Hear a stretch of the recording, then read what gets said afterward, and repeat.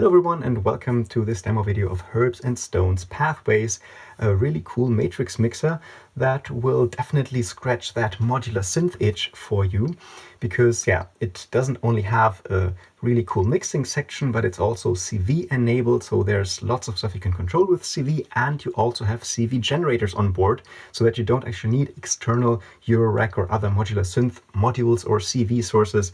They are right here, so you can do a lot of stuff there with this thing patched by itself. And I found it to be a lot of fun. So what is a matrix mixer? A matrix mixer has several inputs and also several outputs, and then you can route the inputs to one or more of those outputs, each with an attenuator, so it can be different levels on different outputs. Now here, the Herbs and Stones, it has 4 inputs, 1, 2, 3, and 4, and A, B, C, D, 4 outputs. And when an input signal comes in, it goes through an amplification stage, so you can make it louder and actually really, really, really loud.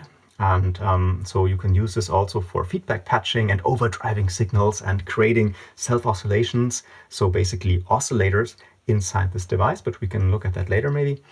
And then after it goes through this amplification stage, there are 4 nodes, 4 attenuators, each one letting the signal pass through to one of the outputs. So this attenuator here would go through output A, this one would go to output B, output C, and output D.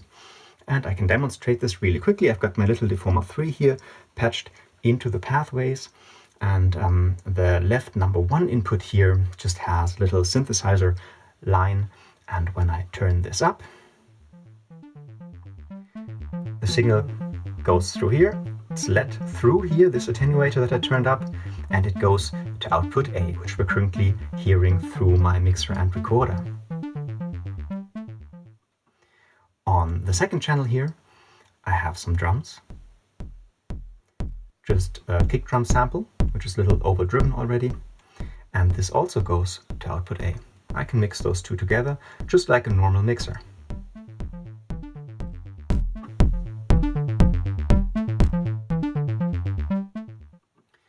Now, outputs B and D are currently not connected, but output C is going through the FX8 XL's, well, I actually don't know which reverb it is, but there's a reverb effect I put in there, and so this output is sent through this reverb effect, and from there it goes to my recorder.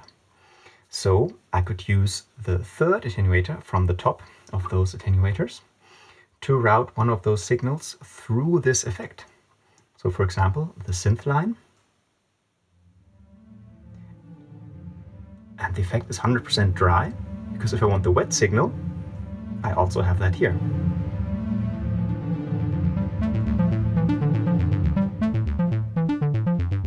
So this one just goes to my mixer dry, and this one goes through the reverb effect, which is wet. And now I can use this knob here to dial in the reverb strength.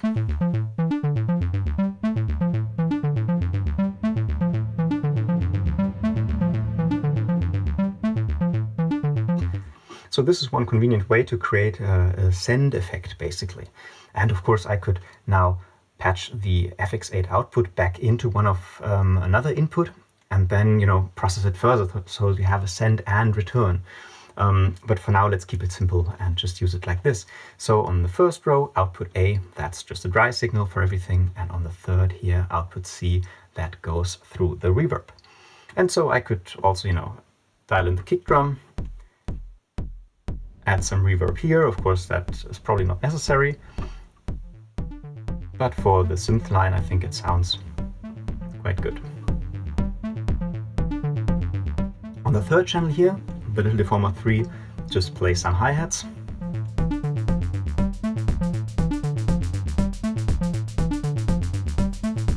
And also those can be sent through the reverb.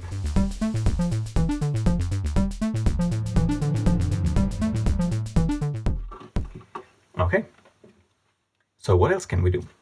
Well, we could use output B and send this to my recorder. I'm just going to quickly patch that.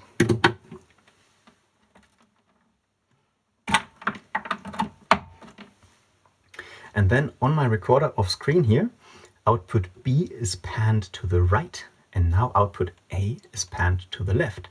So I can do some stereo mixing here as well. only the left ear now, because I just patched this or panned this in my recorder to the left side, and this is the right output.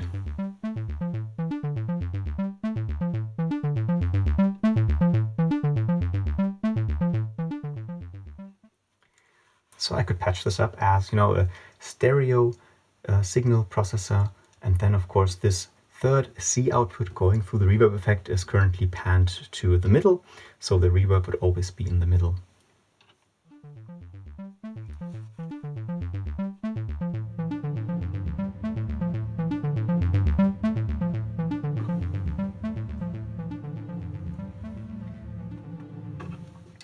What you can also see is that each of the nodes has an LED that indicates the attenuation amount or how much of the signal goes through. So even in a very dark setting, you have a very good overview of which channels are turned up and which are not. And I think matrix mixers can sometimes be quite complex, or they can feel quite complex. And right here, I think it's really awesome that Herbs and Stones put in those LEDs so that you can see at a glance what's happening and which channels are connected to which output. Okay, before we get into the whole CV thing, let me just very quickly show you a feedback patch, because we have output D and input 4 still open at the moment. So let's get a cable and create a feedback loop. I'm using just a small cable, and I'm putting this in here. And now, this is a more experimental way of using matrix mixer, but this is also a thing that many people like matrix mixers for, because you can make them self-oscillate and make them behave like a synthesizer actually. Or, well, like an experimental drone synthesizer, at least. So, output D goes back into input 4. And to send input 4 to output D, I would have to use this attenuator here. So let's do that just to create a feedback loop. So this is turned up, and now we have a feedback loop. Of course, we don't hear anything because we haven't patched the output of this feedback loop to an output that we can actually hear, because this one is not connected to anything that we can hear. So let's just route that to output A. This would be this attenuator. It's an oscillator. It just drones on and on and on. And now, using the amplification and the feedback path attenuator, we can actually tune it. Very little range here, but we can change that with the amplifier. Now we can go really deep, almost into LFO territory.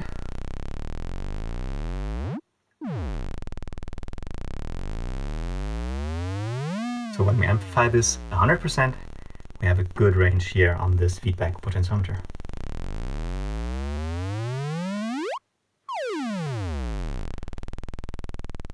Okay, and of course I can send that through the reverb as well, using the third potentiometer.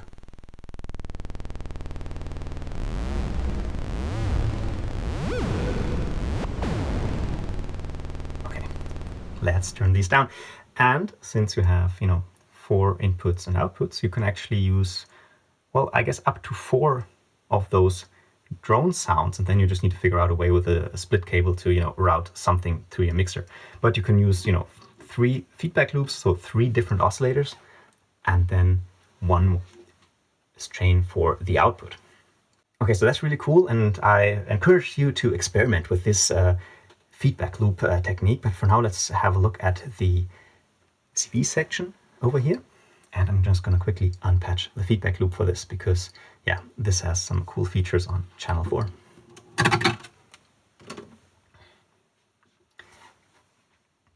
Okay, so let's go from bottom to top actually. So this CV section here is a simple sawtooth LFO, and you have 2 outputs, one falling ramp and one rising ramp. So they go, they alternate. Then you have a rate knob, so you can make this faster. And there's also CV control over the rate. And when you plug something in here, this rate knob becomes an attenuator. So you can actually dial in how much the CV affects the rate. Now this is of course cool for, modulating stuff like panning, for example. And as you already saw, and you can already guess what they do, those patch points control the amplification or the attenuation of each of the channels. So let's grab a patch cord and have a look what happens when we patch this ramp to the first attenuator here, which is our synthesizer voice. As soon as we patch something in here, this becomes an attenuator for the CV signal. So let's turn that up.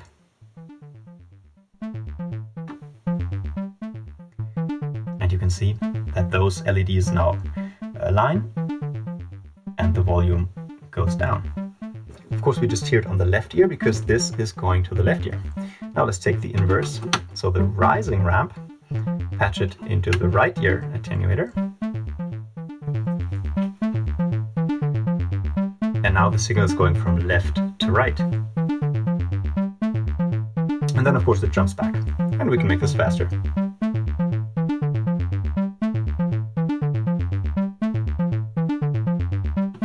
And like this we get an instant stereo effect. Okay, let's unpatch this. And let's have a look at one section above. Now this section is a morphing LFO. And this can either be triangle or square wave. And it also has a rising and a falling output, or basically like the inverse. So a triangle wave and a square wave, and the inversions of that. So this is for smoother panning. Let's just try that out. This one goes to the left ear, this one goes to the right ear, and now let's dial up the attenuators, turn the rate up a little bit. Now it's going left and right, because the middle knob here, which controls the morphing, is to the left side, so it's on the triangle wave. We can turn this up to morph it into a square wave.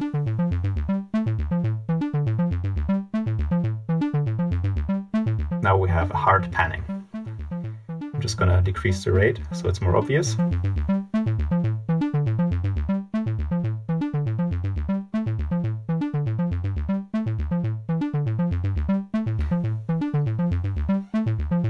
Okay.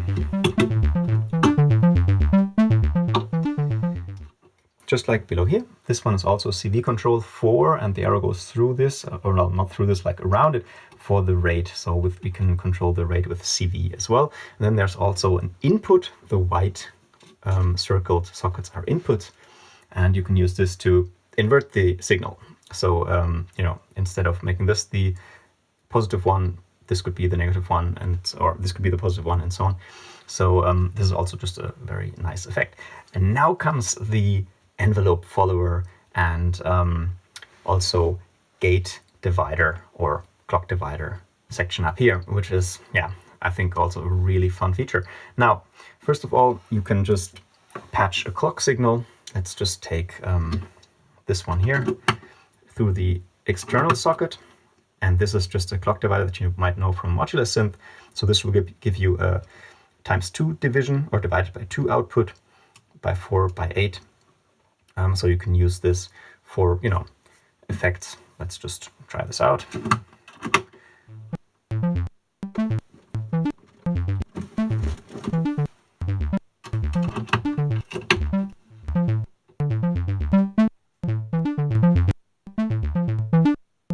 Yeah, you get the idea. Now this is pretty simple. My plants are falling over.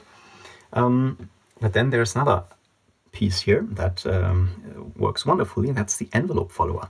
This will take the audio input from channel 4, that's why there's this squiggly line here, and it will create a CV signal from the amplitude, from the volume of that signal. So let's patch the kick drum, which is here, into input 4.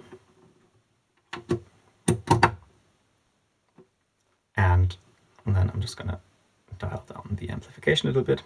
And now we don't hear anything, but it's already normaled. And it's this output, this envelope follower output, is normal to the external input if there's nothing patched in here. So this clock divider now actually works on the kick drum signal. You can see that this is flashing together with the kick drum signal. So that's just an amplitude envelope generated from the kick drum. And now we have, a clock signal that's divided by 2 by 4, and by 8. And this would be just the kick drum clock, basically. So even if you don't have a modular synth with a clock signal that's syncing your music, you can actually just, route a kick drum or some other drums in here and use those as a clock source, because this will be converted into a proper clock source here that you can then patch to your modular synth. So yeah, I think this opens up a lot of possibilities.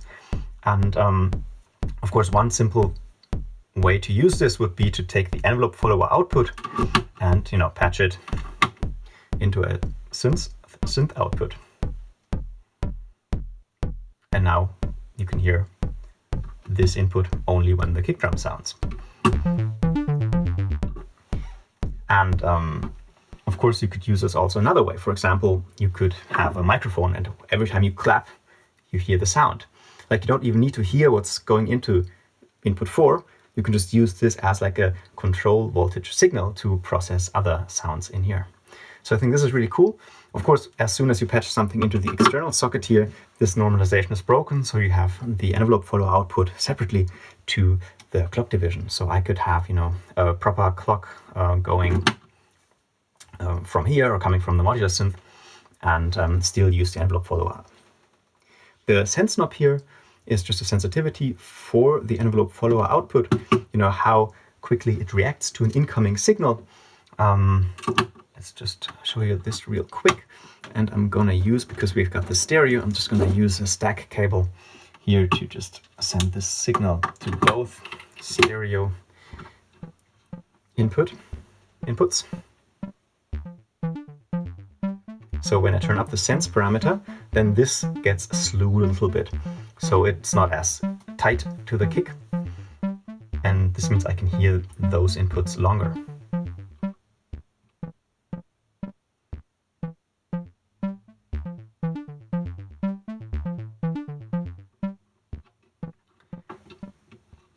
Now, if you have an inverter module, in your modular synth, then you could send this through an inverter and also patch side chaining here. So every time that the kick drum plays, this will invert the signal and turn lower a volume of your synthesizer, for example.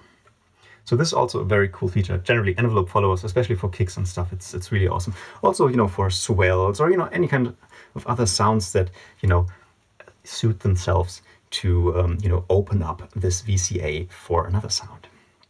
Okay, so this is the CV generator and processor section of the Herbs and Stones, and yeah, like I said, you can already do a lot with this. So I'm just gonna patch something up and see where I go, and then yeah, we can play around with it a little bit more.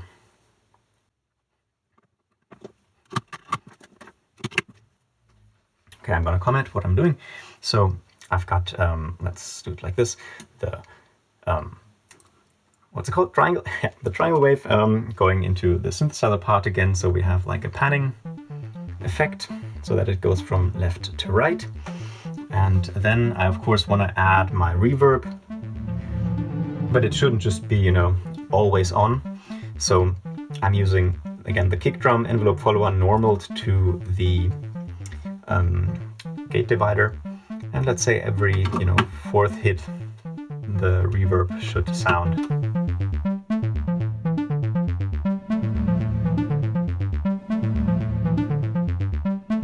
And by attenuating the signal, we can of course change the strength or the volume that the signal goes out with to the output C. And then we could use another clock divider output to add a little, let's see, it's this one, reverb to the hi-hats. And the hi-hats through the reverb just sound like noise because it just smooshes those high frequencies together. Let's take the 8 one.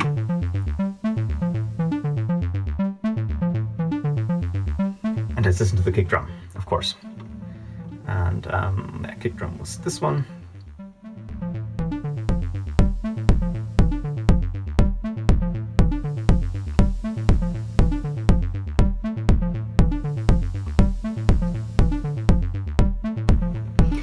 Of course, the hi-hats should sound as well. We want to hear them.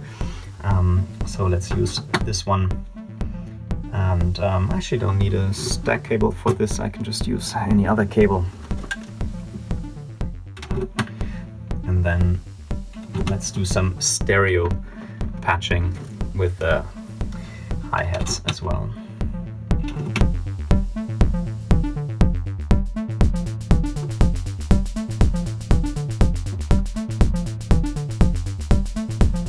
Now, of course, this is not synced to anything right now, but we could try to sync this in a way. Oops, sorry, touched the camera here. We could try to sync this. We could try to sync this to maybe this one, or let's try this output and see if this does something rhythmically.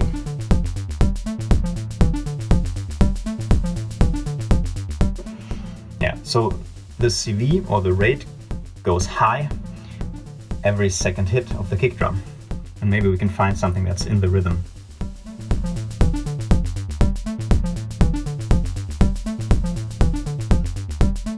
Yeah, it's shifting a little bit, but it's more in the rhythm. Okay, now let's create our drone patch again.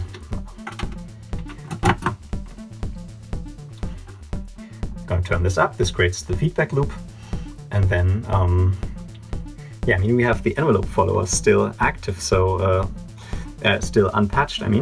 So every time the kick drum hits, we want to send the drone through our reverb. Let's try this out.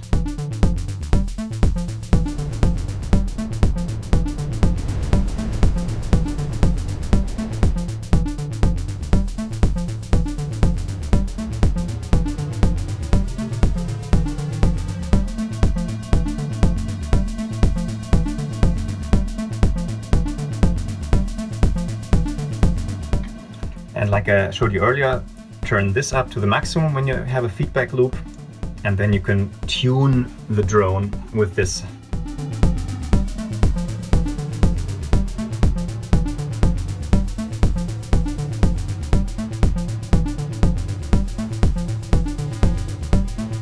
We can just turn this in to the regular mix.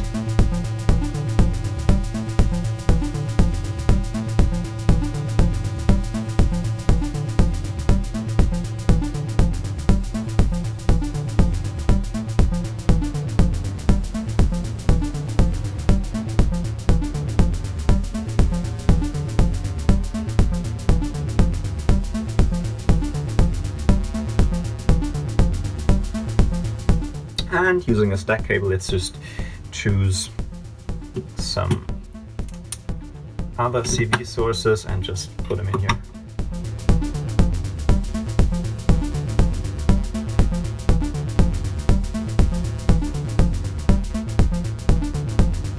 Yeah, it's actually quite fun that it's drifting a little bit, this pseudo-synced CV. And then let's use this panning thing. Put it here.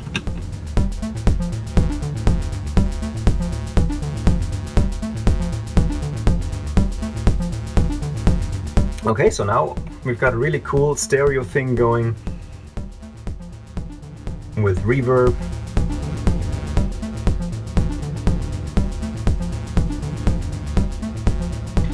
And now this bottom row goes, of course, through the feedback loop. So instead of just our, channel 2 drone, we could also mix something else in here. Let's see what happens when we mix the kick drum in here.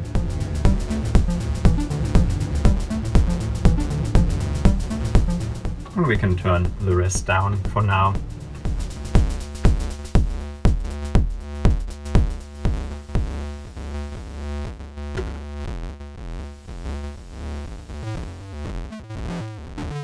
And now we also mix our synthesizer sound into the feedback loop. And now, we're getting different modulations because, like I said, those do control the signal's frequency.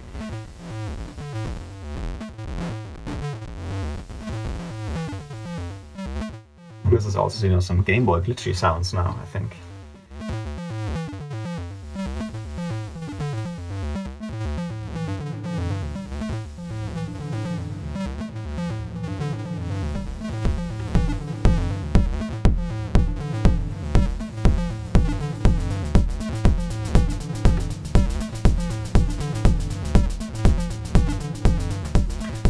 Yeah, so I think this is actually pretty cool.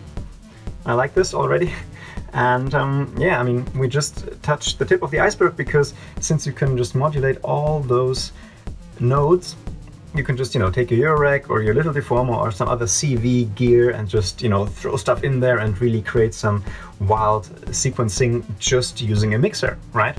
And then you can send these outputs through different effects, or, you could even do quadraphonic stuff. It has 4 outputs. You could have 4 speakers surrounding you and then just, pan the signal all around the room. So yeah, there's lots of possibilities with this cool device. Like, I'm really, like, yeah, I don't know. I saw this and thought, I've never used a matrix mixer really before for, other stuff like just, mixing something in stereo maybe. But having this CV control and also the CV generators just on the device itself, it's just, I don't know, yeah, I'm really blown away by this. I think it has a good size also.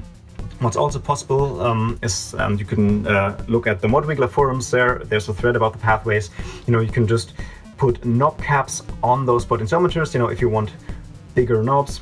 That's perfectly possible and doable. Yeah. And this thing just wants to be self-patched and, connected to other gear as well.